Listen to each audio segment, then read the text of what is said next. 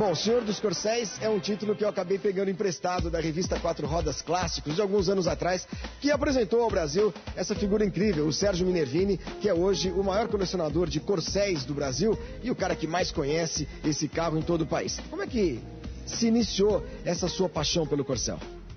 Olha, eu acho que foi quando eu vi o primeiro, né? O primeiro carro que eu vi, eu me lembro bem, era um coupé branco, um carro muito bonito. Me chamou a atenção o estilo do carro.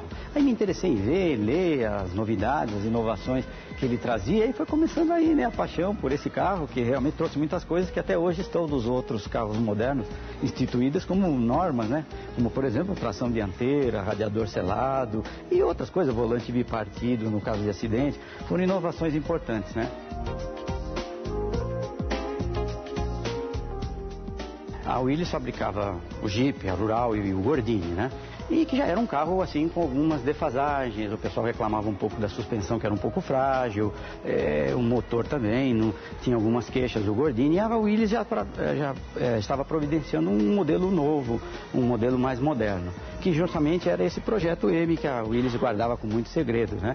Só que em 67 a Ford comprou a Willys porque ela queria aumentar a sua quantidade de revendas no país.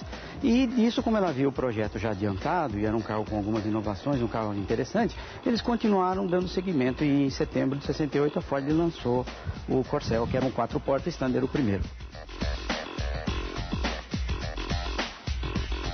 Vamos ver o Gordini? Porque muita gente não sabe que o Gordini deu origem ao Corcel. Um projeto também da Renault, e o Corcel nada mais é do que um Renaultzinho, né? O Renault 12, que foi fabricado na França, também na Argentina, mas ele nasceu dessa coisinha.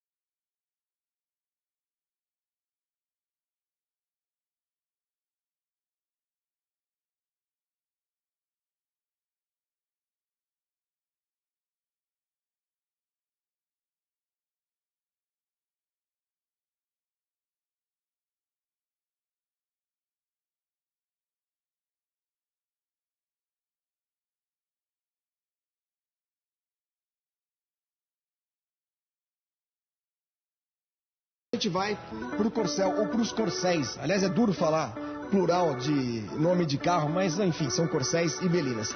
Aqui a gente tem praticamente, Sérgio, na sua garagem, nesse seu galpão, uma amostra de toda a linha Corcel de 68 até 80 e...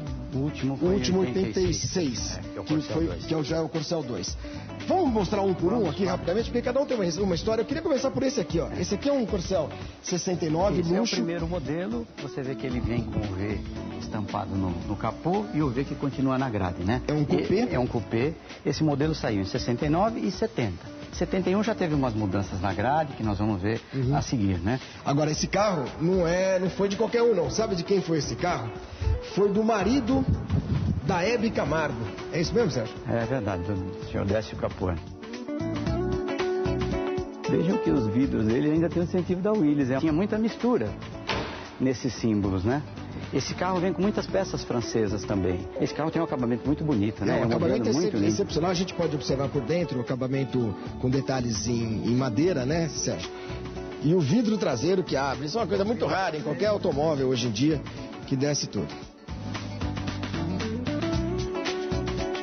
A Ford fez o Corcel com motor dianteiro, tração dianteira. O que isso significou para a indústria automobilística na época? Significou uma modernidade, um avanço, né? Porque o motor já fornecia tração para as rodas. Tanto é verdade que hoje todos os carros pequenos e médios têm tração dianteira com motor dianteiro. A economia de espaço é muito grande, não tem o diferencial, aquele túnel que passa por dentro dos carros. Pôde proporcionar um porta-mala muito maior para o automóvel. Você vê que o porta-mala do Corcel sempre foi muito bom, muito generoso. Olha só, o capricho do carro ou dos carros do Sérgio. Tapetinho original, macaco original de época. O pneu step ainda é original. O pneu step que veio de fábrica. É um faixa branca. Firestone campeão supremo com faixa branca. Que isso aí você não encontra nem no museu da Firestone.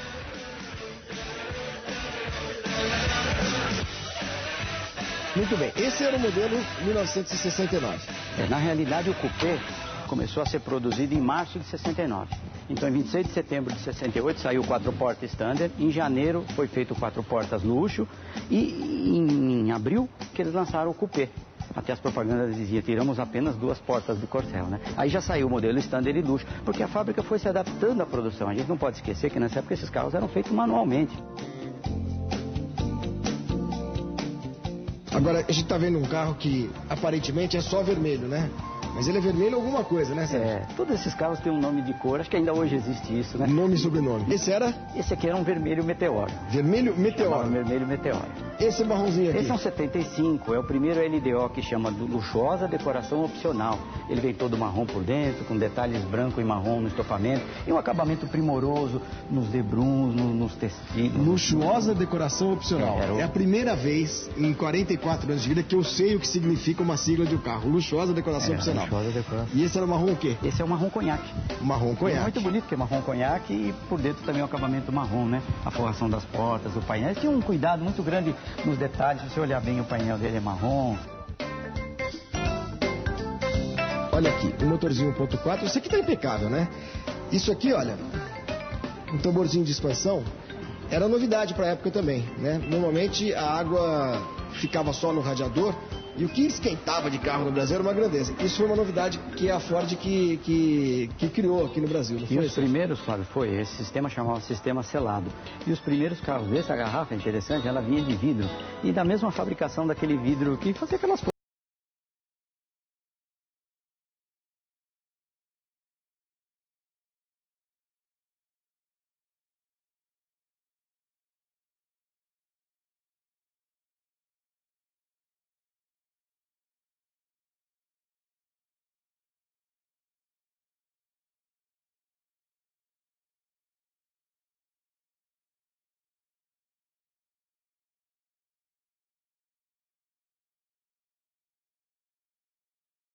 Dos Alpes, né? Certo.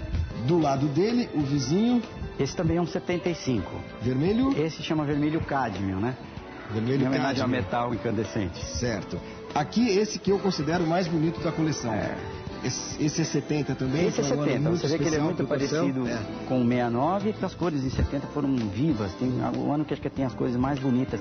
Essa se chama Ocre Monterrey. Ocre Monterrey.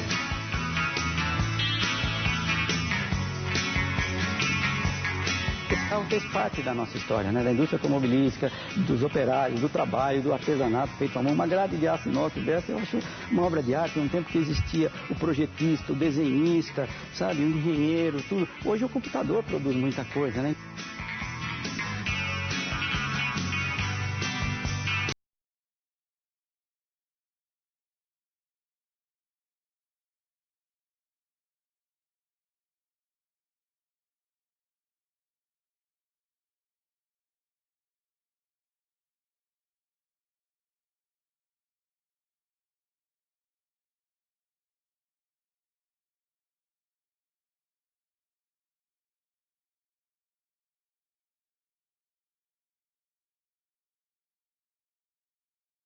A gente tem que entender a época que isso aconteceu.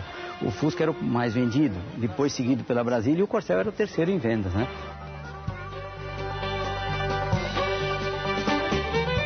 Do lado do Ocre Monterrey, 70, um Corcel GT 73. Era um modelo esportivo da Ford, era o fetiche da garotada.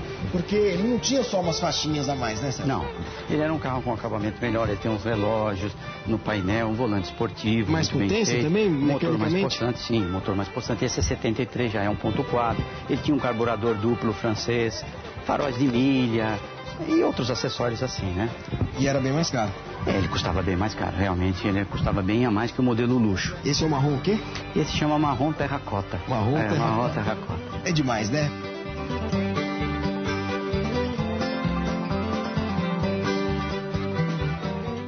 Aqui no cantinho tem duas gracinhas, como diria a Hebe Camargo. Esse é um sedanzinho 69. Esse é um Corcel 69, 4 portas.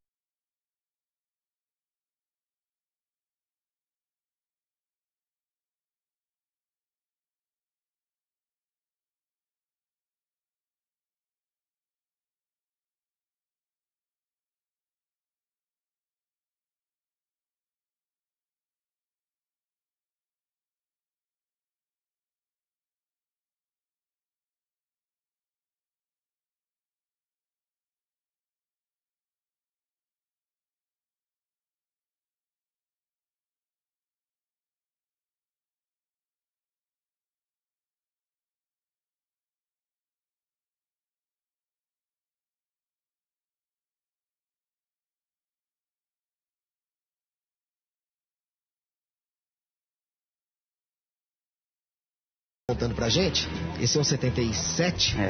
Esse é o último modelo do Corcel 1. Que é o queridinho da sua coleção, digamos assim, porque você tem uma história pessoal muito legal. É verdade. Eu ganhei esse carro de presente do meu pai quando eu fazia faculdade, né? E era um carro muito chique pra época, né? E ele me acompanha há muitos anos, né? Eu estudei, fiz faculdade em Taubaté, eu levei ele pra lá, ele ficava lá comigo, e eu sempre, em vez de andar com ele, tinha uma garagem fechada e eu morava perto da faculdade, e eu só ficava limpando, cuidando, pôr do som.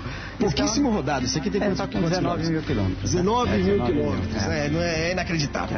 Mais um aqui, esse também é um 69? Esse é um 69 também. Igual, é um irmão daquele primeiro.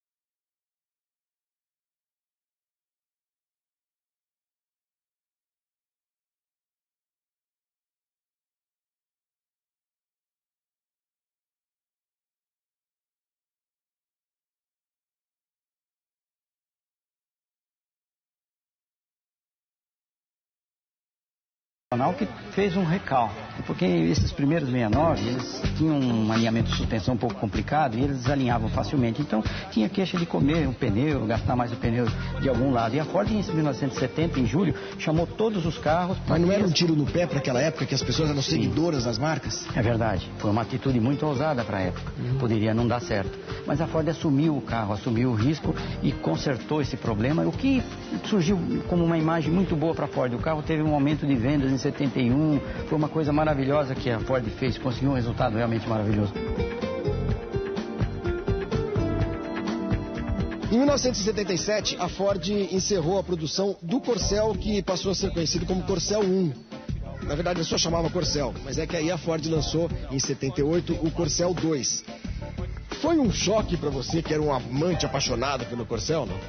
Olha, ele manteve muitas características do Corcel 1, parte mecânica, tudo, mas a carroceria foi bem modernizada. Foi feito estudos nos Estados Unidos, principalmente na Inglaterra. Essa grade, inclusive, foi patenteada para quando o carro andar em baixa velocidade, entrar o ar para resfriar o motor. E em alta velocidade, ela tem uma formação das aletas que não deixa o turbilhonamento do ar criar uma resistência. Então, isso aqui foi patenteado. Foi um carro que veio com embreagem eletromagnética do ventilador para economizar a potência da polia. Foi o primeiro carro com vidro laminado, que é aquele que não estilhaçava, no caso de... Quer dizer, foi um choque estético, mas, na verdade, é uma evolução, carro, não é? Uma evolução. É um carro realmente... que honra a tradição do Corcel. Sem dúvida, é um carro muito gostoso de dirigir. É o meu carro de uso, eu tenho um Corcel 2, eu não tenho outro carro. Eu tenho um Corcel 2 e eu ainda ando ele, motor 1.6, muito bom, muito econômico, uma porta enorme, um acesso muito fácil para ele. Um carro... É a maior porta da indústria automobilística mundial. Acho que ele só perdia para o Maverick, talvez, viu?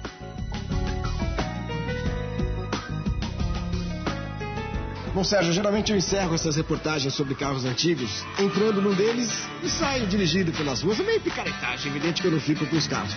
Mas vamos fazer um desafio aqui. Você espalhou as chaves de todos os seus Corcéis nessa toalhinha. Eu vou escolher uma chave e um carro. Se funcionar, se entrar no contato, eu vou embora com ele. Tudo bem? Tudo bem. Ai, vamos ver. Eu vou escolher uma chave bonita aqui, ó. Esse aqui, esse chaveiro com cavalinho azul, cavalinho dourado.